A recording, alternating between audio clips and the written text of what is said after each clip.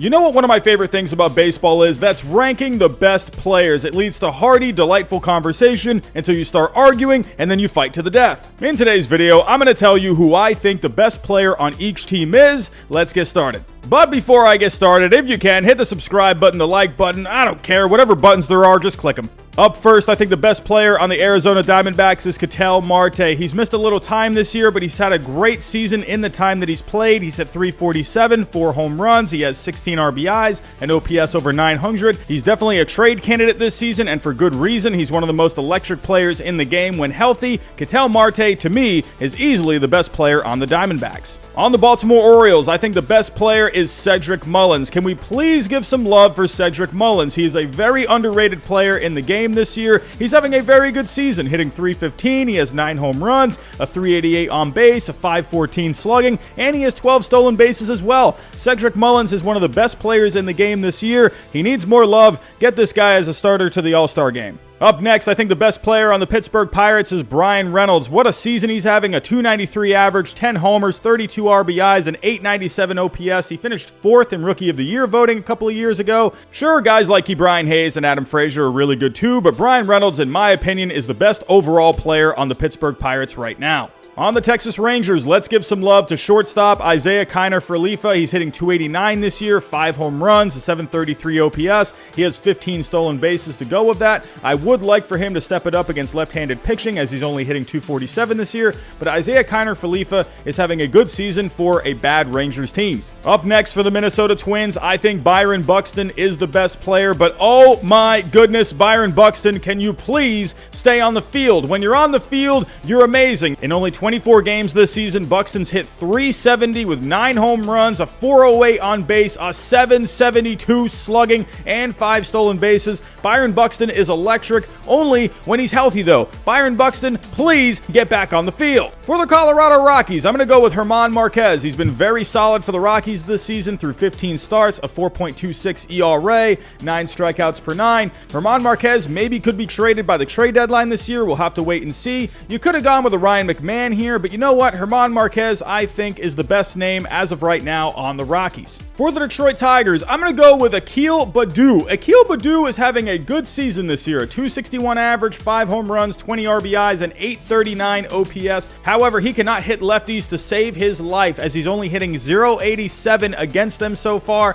However, he does have some good advanced numbers as he ranks in the top 40% in max exit velocity. He ranks in the top 30% in barrel percentage, in the top 20% in walk percentage. He ranks in the top 40% in chase rate, but most of all, he ranks in the top 5% in sprint speed. He's a really good athlete at only 22 years old, and to think the Tigers got him in the Rule 5 draft, he's been a pretty pleasant surprise so far for the Detroit Tigers. For the Miami Marlins, I could have gone with someone like a Starling Marte or a Jazz Chisholm, but you know what? I'm going to go with Trevor Rogers. This guy is having a heck of a rookie season. Through 14 starts, he has a 1.87 ERA, 95 strikeouts through 81 2/3 innings. He currently ranks 6th in wins above replacement among all pitchers right now. Trevor Rogers is the real deal this year for the Marlins. For the Kansas City Royals, let's go with the guy that's most likely going to get the starting nod at catcher for the American League, and that's Salvador Perez. He's hitting .287 so far with 17 home runs and .853 OPS. Salvador Perez has been very good this year after just having surgery just 2 years ago for his elbow. Salvador Perez, he is having a heck of a season.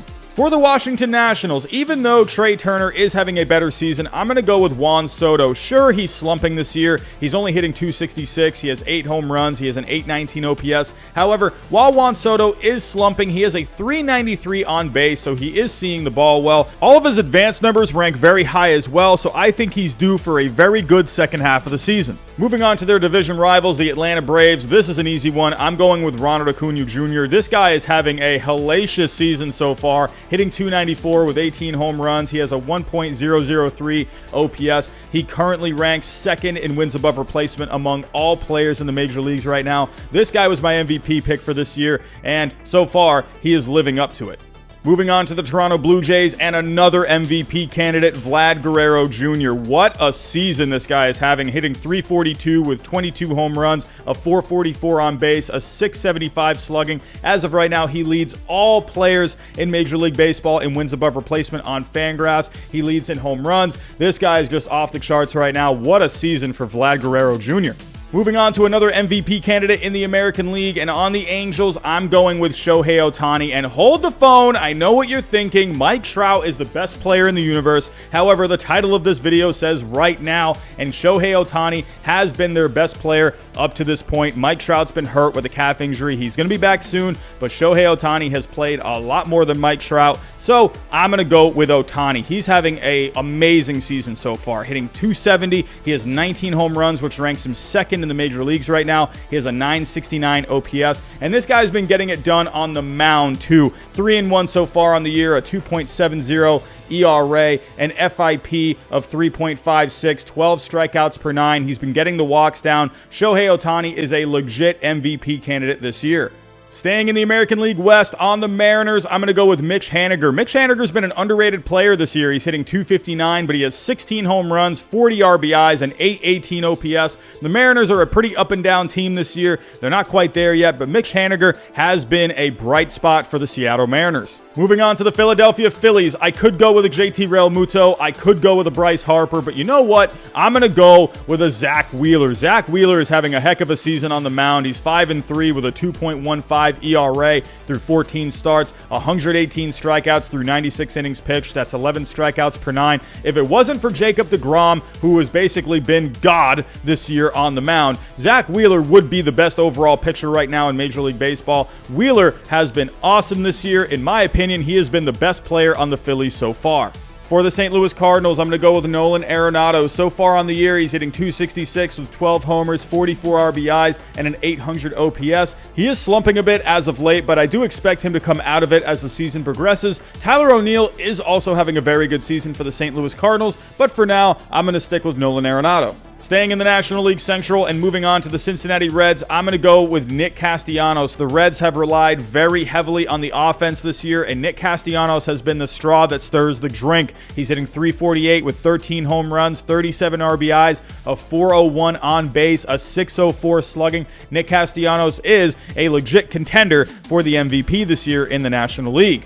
Moving on to the New York Yankees, they've had a bit of a disappointing season so far, and while Aaron Judge is having himself a very good season, I'm going to go with Garrett Cole as the best player on the Yankees. He's 8-3 so far with a 2.31 ERA. The guy's striking out a ton of batters, almost 12 per 9. He has an FIP of 2.44. Garrett Cole is, in my opinion, right now leading the Cy Young race in the American League. Moving on to the San Diego Padres, and this one's a no-brainer. Fernando Tatis Jr. is the best player on that team. He's hitting .278 this year with 22 home runs, which is tied for the Major League lead as of right now. He has 49 RBIs, 13 stolen bases, a .354 on base, a .675 slugging. Fernando Tatis Jr. is easily one of the best players in the game. I think he just needs to stay on the field a little bit more. Moving on to the Milwaukee Brewers, and I'm going to go with Corbin Burnes. Sure, former MVP Christian Yelich could be a pick for some here, but in my opinion, he hasn't quite bounced back to that 2018-2019 Christian Yelich, so Corbin Burnes to me is the pick. He's having a very good season through 11 starts, a 2.27 ERA, 102 strikeouts through 63 1/3 innings pitched, which equals out to 14.5 strikeouts per 9. That currently ranks him second in Major League Baseball. He currently ranks 5th in walks. Corbin Burnes, to me, is the best player on the Milwaukee Brewers right now. Moving on to the division rival Chicago Cubs, and I'm going to go with Chris Bryant, who's having a very good bounce-back season. He's hitting .291, 13 home runs, 39 RBIs. He has a .372 on base, a .539 slugging, which equals out to a .911 OPS. Chris Bryant is back to his old form. He's going to be a free agent soon. He's probably going to get himself a very nice contract. Chris Bryant, in my opinion, is the best player on the Chicago Cubs. Moving on to the New York Mets, and this might have been the easiest pick of them all, Jacob deGrom. What a season Jacob deGrom is having. He currently leads all of Major League Baseball in strikeouts per 9, walks per 9. This guy is awesome. Through 11 starts, he has a 0.54 ERA. He is on track to set the ERA record. He's 6-2 on the year, 111 strikeouts, which equals out to just about 15 strikeouts per 9. Are you kidding me? Jacob deGrom is, in my opinion, the best thing the New York Mets have. The guy's even hitting the ball too. Jacob deGrom, I love you.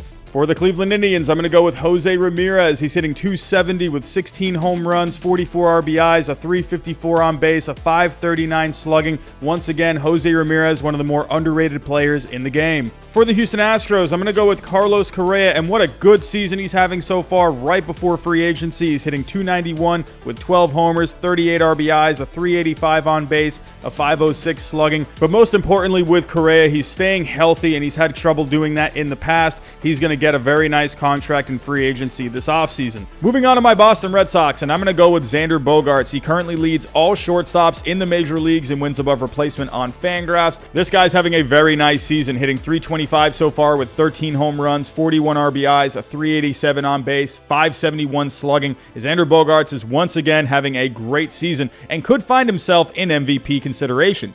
Moving on to the division rival Tampa Bay Rays, and this one was actually pretty tough to pick. The Rays have a lot of good players that contribute in many different ways. Tyler Glasnow most likely could be out for the rest of the season, but I'm going to go with Austin Meadows. Austin Meadows is having himself a nice bounce-back season. Sure, the average is a little low at .234, but he has 15 home runs, he has 50 RBIs, a .332 on base, a .500 slugging. In my opinion, Austin Meadows is the best player on the Tampa Bay Rays. For the LA Dodgers, I'm going to go with Mookie Betts. He's having a bit of a down year from what he's used to doing. He's only hitting .251. He has 8 home runs, 26 RBIs, but he still does have a .366 on base and an .816 OPS total. Max Muncy is having a very good year for the Dodgers, but I'm going to stick with Mookie Betts for now. He's starting to come out of his slump a little bit, and Max Muncy's been hurt recently. Mookie Betts, in my opinion, is still the best player on the Dodgers.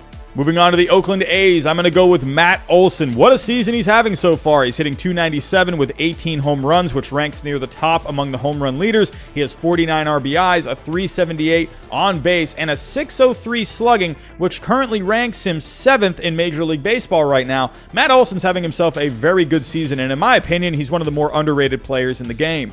Moving on to the Chicago White Sox, I'm going to go with Yoan Moncada, who's having a very good all-around season. He's hitting .276 with 5 home runs, 32 RBIs, a .400 on base, a .403 slugging. However, he's playing great defense as well. While I would like to see a little more power out of Moncada, he's getting on base at a great rate. In my opinion, he's the best overall player on the White Sox right now. Last but not least, on the San Francisco Giants, I'm going to go with Buster Posey. Buster Posey didn't even play last year, but he's having a heck of a bounce-back season, hitting .337 with 12 home runs, 26 RBIs, a .411 on base, a .586 slugging. He has a 2.7 wins above replacement on Fangraphs. He's the best overall catcher on Fangraphs right now. Buster Posey, in my opinion, while Kevin Gausman's having a very good season on the mound, Buster Posey is the glue that holds this team together. Buster Posey, in my opinion, is the best player on the San Francisco Giants. So those are the players that I think are the best on each team. Let me know down below in the comments. Do you agree? Do you think I'm an idiot? Let me know. But that's all I have for right now. Thanks for watching, and I'll talk to you next time.